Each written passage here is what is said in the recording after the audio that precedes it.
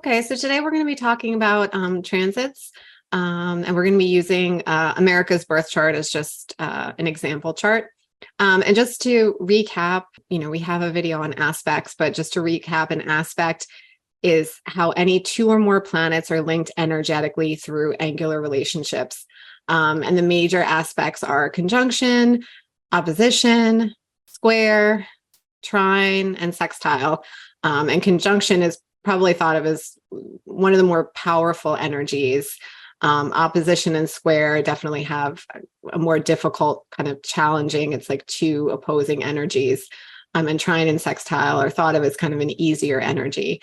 So today we're going to be talking about transits when actual transits happen to your birth chart. So a transit, the definition of it is when a transiting planet makes an aspect to a planet in a birth chart. And today we're going to be using astro.com, and Kevin's going to walk us through. So I'll let you start.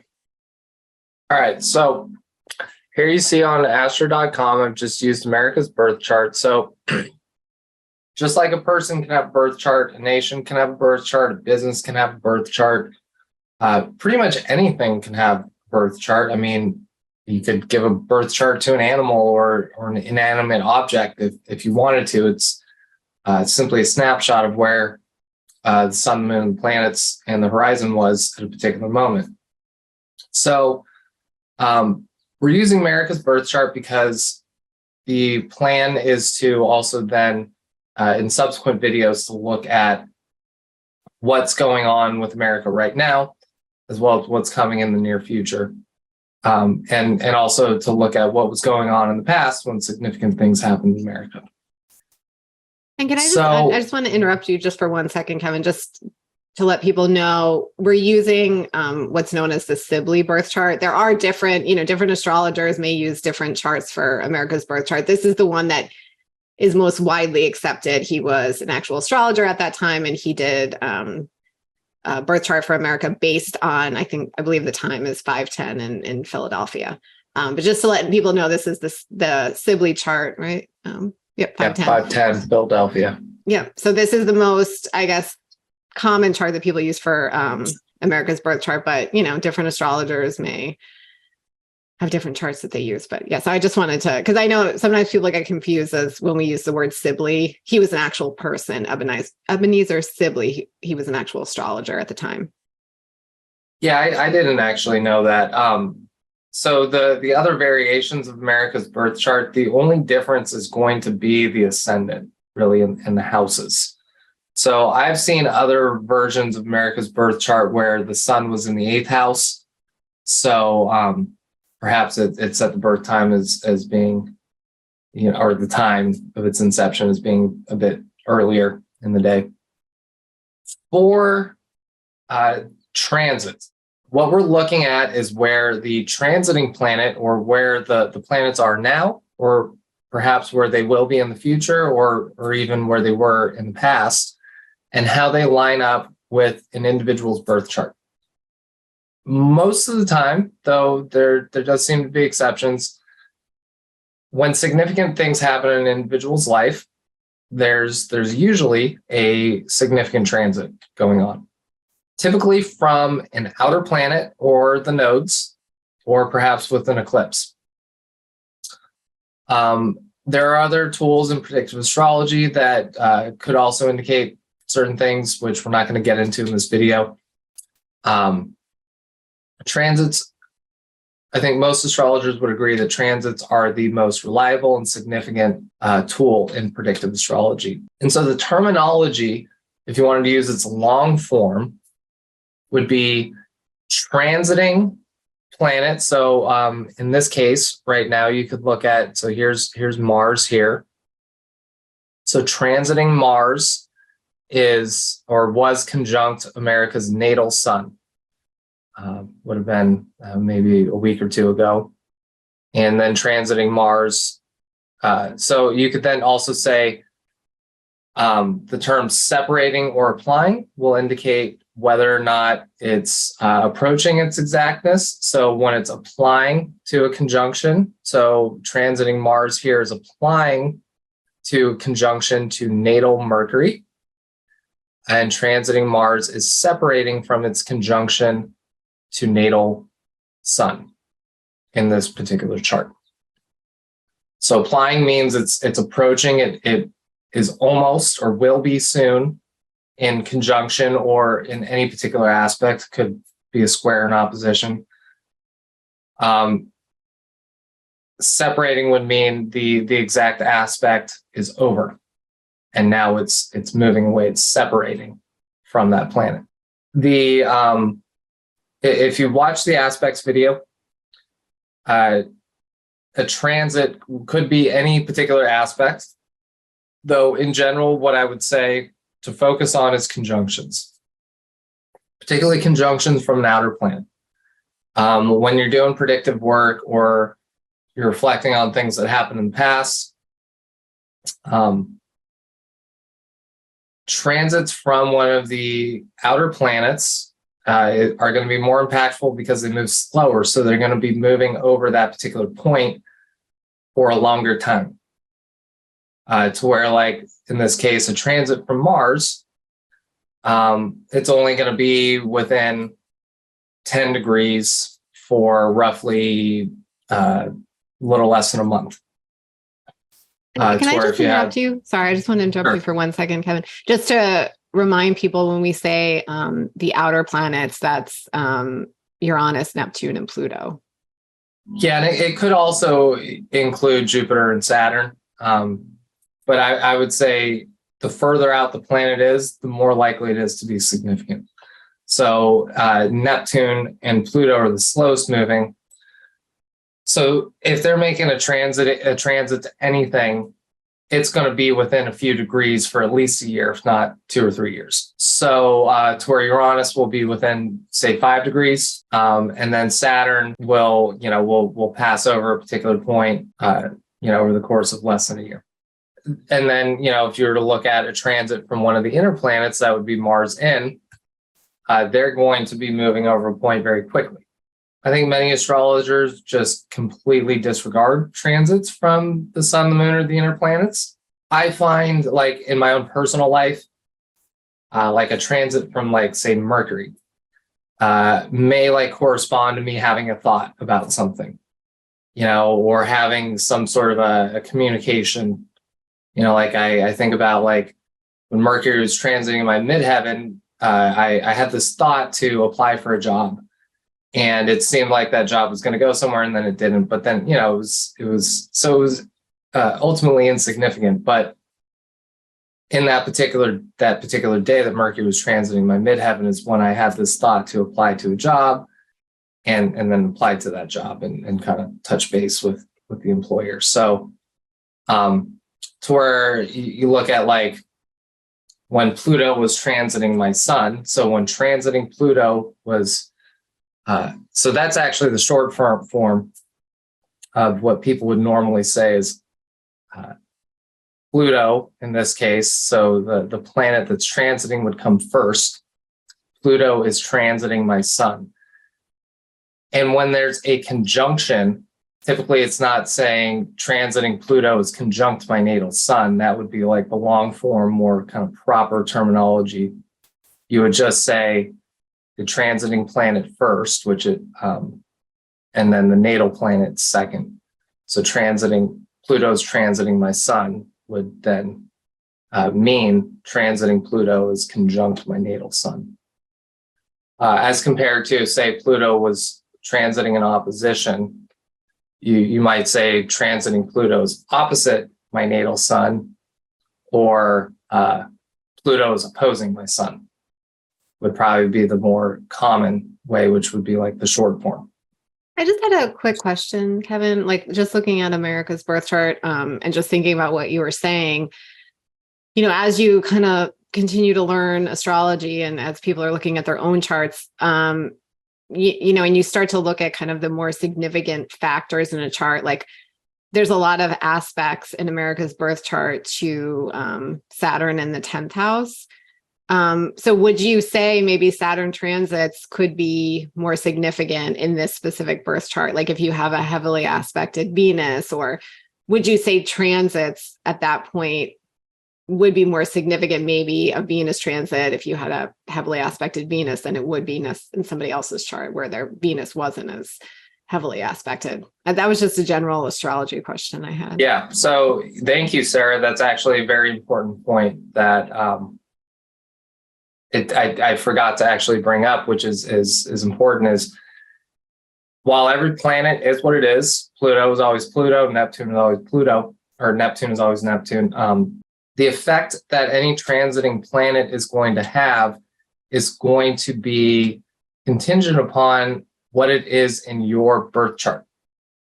So say you have, like in my case, my Neptune is conjunct my sun and my moon.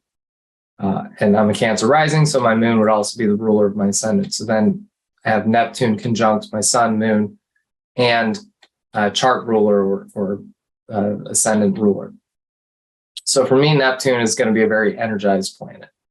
So anytime Neptune makes any sort of transit, for me, it's going to have a very potent effect. If you think about anything that's certainly conjunct the sun, the giver of life, is going to energize and illuminate anything that it's in any sort of an aspect to, but certainly anything that's conjunct to it. So there's going to be added energy to that, as well as then, the moon being kind of the opposite, or kind of the polarity of the sun would be kind of like your inner world. So then in my case, Neptune would also be connected to like my private life and my inner worlds. And so anytime Neptune makes any sort of transit for me, it's going to affect all those areas, as well as whatever planet it happens to be interacting with. So in America's birth chart, yes, Saturn is closely square to America's sun, as well as widely aspecting, this whole kind of group over here, from Venus to Mercury. So anytime Saturn makes transit for America, it will also carry the energy of all these planets that it's aspecting. You can see you got lines. You have 5 total lines going there, and you could even include this dotted line to the moon. It'd be a sesqui square, 3/8 away, 135 degrees. Sorry, just to interrupt you again. I just want to remind people, like when looking at the lines, the blue lines are going to be like sextiles and trines and that more easy energy. And the red lines are going to be conjunctions and squares and opposition. So that's going to be more of a powerful energy. Yeah. I mean, would you agree with that? Just kind of general. Yeah. So just red lines are squares and oppositions. The blue lines are trines and sextiles. So yes, the blue lines tend to be considered soft and harmonious. This is energy that works together. It's compatible. It doesn't, typically to where a red line is going to be considered a life challenge, a point of tension, perhaps some form of dysfunction. So particularly any squares or oppositions to the sun is going to be very noticeable energy. So in this case, Saturn is square to the sun. So when Saturn makes transit, you can expect that it might carry a little more energy than it would have otherwise. However, there's a lot going on here. And the trines do count as well. And the fact that Saturn is also in its sign of exaltation counts as well. So there's a lot going on here. And it's probably beyond the scope of this discussion to really kind of go in depth as to what that means. But there's a lot of layers of meaning to consider as far as Saturn transits. And, we can even perhaps look at just, when the last time Saturn was transiting America's sun, like what was going on then. What would have been the time right after 9/11?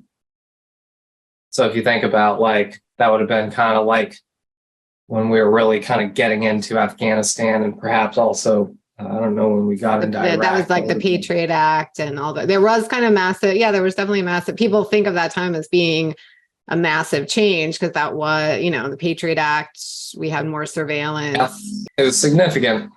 And it certainly fits the Saturn archetype of authority and kind of rules and things like that.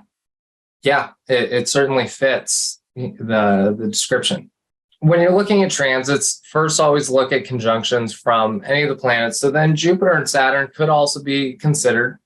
Something that's also important to understand is that all of the planets from Jupiter out will go retrograde every year for roughly a little more than a third, less than half of the year. So they're going to spend a little less than half the year retrograde. And when a planet right before it goes retrograde, it will be stationary. So the terminology then would be that planet is stationing retrograde.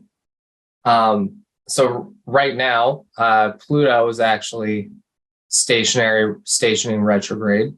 America is currently going through a Pluto return. So we are currently experiencing a Pluto transit. So I guess could you just explain when you say it's stationing, we're going through this Pluto transit, but when it's stationed, what exactly does that mean during a transit? Yeah, so this is an important point to cover, and we're really just introducing terminology and basic concepts here. So when a planet is changing direction, so that's going from direct to retrograde meaning it's just moving in the opposite direction. What would appear to be the normal direction when you're looking at a chart would be counterclockwise. So that's when it's direct, is it's moving counterclockwise. And then when it goes retrograde, it changes direction to move clockwise. So when a planet is going from direct to retrograde, it will be stationary, more or less. It will move less than a degree over the course of that period of when it's right before it changes direction, and then also right after it changes direction.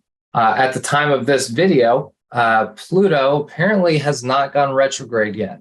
The date transits April 25th, right? So Pluto right now would be stationary retrograde. So it's direct, but it's about to change directions and go retrograde. So it's not moving anywhere. And that is significant. So that it would also, after having been retrograde, it's going to change directions and go direct, in which the terminology would be it's stationing direct. So it's then changing directions from retrograde to direct. You would say that that planet is stationing direct or stationary direct. And it's significant because it's then hovering at that particular point within a degree. And for the outer three planets, or even the outer five from Jupiter out, it's going to be hovering at a particular degree for over a month. And so that's significant because if it is forming an exact aspect, especially if it's forming an exact conjunction or within a degree, that energy is going to be concentrated. So if an outer planet is stationary on your sun, moon, or ascendant, it's going to have a much more significant impact than if it was just transiting over the point. So that's very important to understand. And you can look at an ephemeris, which I will show you how to use in a moment here, which are tables then that tell you exactly what degree every planet is on every day. And you can kind of see the progression of when it slows down, changes direction, then slowly starts to move in the opposite direction, and then picks up speed after that. In America's birth chart, we have transiting Pluto here. And so in this chart, you have the birth chart is on the inside, the transiting planets are on the outside. And on astro.com, you have this little button right here. It's up at the top or above the chart that right now the transits are on. So if I click this, it would take the transits off. And then you can click this button that says with transits, and it will bring the transits back in green on the outside of the chart. So in America's birth chart, transiting Pluto is separating from an exact conjunction to natal Pluto. And it will retrograde back to about a degree from Pluto. I think it'll station direct at 28.5 degrees later in this year. So it is still, if you allow a 3-degree orb, then transiting Pluto would still be conjunct natal Pluto for America. And this is a big point of debate as far as what the orbs that are relevant in transits. Some astrologers allow pretty wide orbs up to 10 or more degrees. There's a book written by Richard Tarnas, who it's called Cosmos and Psyche. He is a professor, and he got interested in astrology decades ago and has hired a whole staff of people to do all this research of history, basically tracking world events related to the conjunctions and oppositions and even squares of planets, the outer planets. So Jupiter, Saturn, Uranus, Neptune, and Pluto. And he found 15-degree orbs held up for the conjunctions and oppositions regarding the events that correspond to the themes of those planets. So in world events, according to him, and in my opinion, his research is by far the most comprehensive. So I default to his research. It seems that 15-degree orbs applies to 2 transiting planets and how they affect the world. As far as how a transiting planet affects a birth chart, it seems to me that within 5 degrees, I would say, you're applying and separating, you're going to see effects. I've noticed very often there are significant effects when the planet is separating, when the transiting planet is separating from its conjunction or opposition to a natal planet. And it could even hold up in as much as 10 with a 10-degree orb. Yeah, and just to interrupt you, I know we had done a brief video just on Saturn Pluto oppositions in America's birth chart, and I think 9/11 was an opposition, and then the start of 2020 was a conjunction. So that's that's something that we can talk about here briefly, and I intend to do. Well, we did a full video. But yeah, the Saturn-Pluto opposition was right at America's ascendant. So transiting Pluto was at America's ascendant. Transiting Saturn was at America's descendant, which was also within a few degrees of America's natal Uranus. And then Saturn would have made a conjunction to America's Mars shortly after that, within a year. Which also kind of fits the theme in that, Mars, the planet of war, then America went to war right after that. Yeah. And I only bring up those transits because I think, most, probably anybody watching this video was old enough if you to live through those transits, if you live in America. So it is interesting just to think about that time and I guess what those energies felt like. Absolutely. And then the Saturn, Pluto, Jupiter triple conjunction was all right around America's natal Pluto.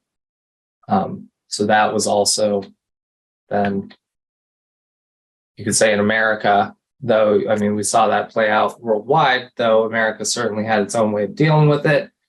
And it was very much part of America's process of transformation. And we could probably do a whole video on the Trump election and administration. I'm not taking sides, just kind of showing like what the transits were, which is very interesting. So, I think that is an important point. Like, again, when we're talking about, America going through this current Pluto return, Pluto's returning to the exact degree that it was when this birth chart was formed in 1776.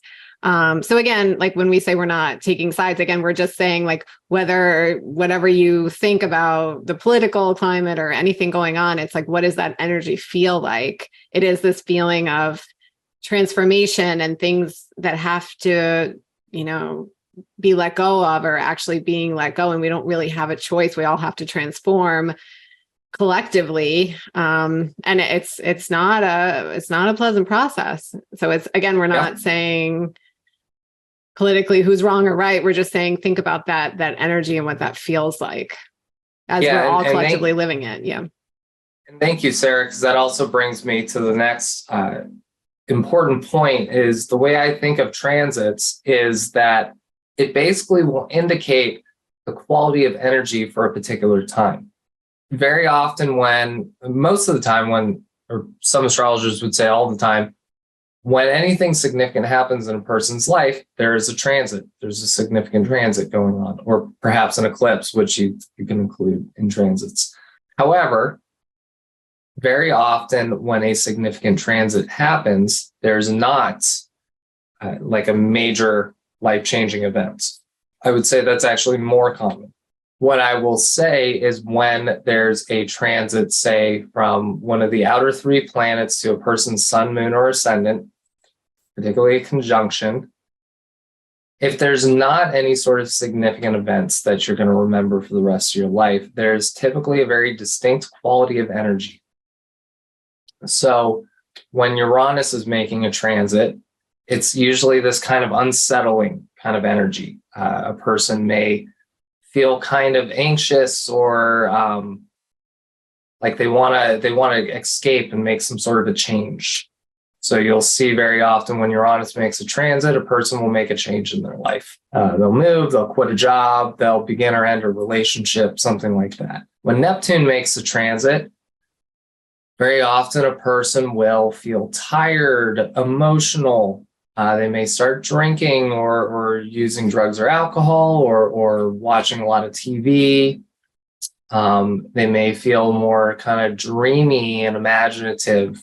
It may stimulate intuition, or maybe they'll get more interested in spirituality or arts or something like that. Perhaps they'll get enchanted in some sort of a way and develop a crush on somebody. That's another way, particularly if Neptune's transiting a person's Venus. You may see they become infatuated with somebody. If Pluto is making a transit, that's also a pretty unsettling energy, though it has a different quality to Uranus, to where Uranus is kind of more like frenetic and like, I want to get the heck out of here. Pluto will have this, typically it's a stressful period in somebody's life when Pluto's making a transit to their sun, moon, or ascendant. Transits to the ascendant very often correspond with a health crisis, I've noticed, though it could also come to a transit to a person's sun or moon. Transits to a person's moon, you may see some sort of change in the home. Transits to a person's sun, you may see changes in a person's outer life. Yeah, Pluto transit is, the archetype of Pluto is promoting death and rebirth. People will resist that. So very often it doesn't actually create some sort of rebirth, but it creates the potential for it. And those people who are more spiritually inclined towards life or are doing like psychological improvement work will use that energy to kind of transform their personality in their life. But what happens more often is it's just kind of a stressful period. Perhaps they also have to deal with some sort of unpleasant, you could say like the dark side, evil type stuff. Or power dynamics is another way, the Pluto energy. Pluto intensifies things. So there's a Pluto transit will bring about a particular quality of intensity. To where a Saturn transit may bring about, it may kind of slow things down. Person may get setbacks in their life. They may be called to be more disciplined and take on certain levels of responsibility. To where a Jupiter transit may speed things up. Things kind of expand and accelerate. They may get opportunities. They may catch a break. They may also find themselves being a little more reckless and careless or indulgent or something like that. And would you say, just thinking about what you're saying too, I think, again, going back to this idea, I think there's so much fear in astrology that if you see a Uranus transit to your moon or, something is coming up, there's all this fear. But I also think how these transits affect you also depends on you as a person and your personality. Like if I'm somebody that loves change And, I might really enjoy a Uranus transit if something unexpected happens. And I really love to embrace change, and maybe I have to move for a job or something. And that might be something that exhilarates me as a person. Or I could have the opposite personality, and I'm somebody that hates change. It causes me an enormous amount of stress. So again, I think when people start to look at transits, it's like this idea of things always being positive or negative. I mean, I hope people can start to break out of that thinking and really understand that how these transits affect you is very personal. Yeah. And no, I thank you for bringing up that point. It's also a very important point. People get scared. In general, transits, particularly conjunctions, as well as oppositions, they're usually challenging. Maybe aside from a Jupiter transit, though, I would say Jupiter transits bring their own challenges as well. So people very often find it unsettling in exploring transits and really thinking about what's coming up in the next year or few years perhaps. The mind or the ego resists change in general. That's just the nature of the human psyche. We don't like change. We want everything to, like, unconsciously, we want everything to stay the same, even if your life sucks. You know what I mean? The idea of change is still disconcerting. So in general, particularly transiting conjunctions from Saturn or any of the planets outside of Saturn will bring about some sort of challenge. In fact, I'd say prior generations of astrologers might have called all three of the outer planets malefics. I don't find that to be true, and I don't think about it that way. I don't see anything as being good or bad.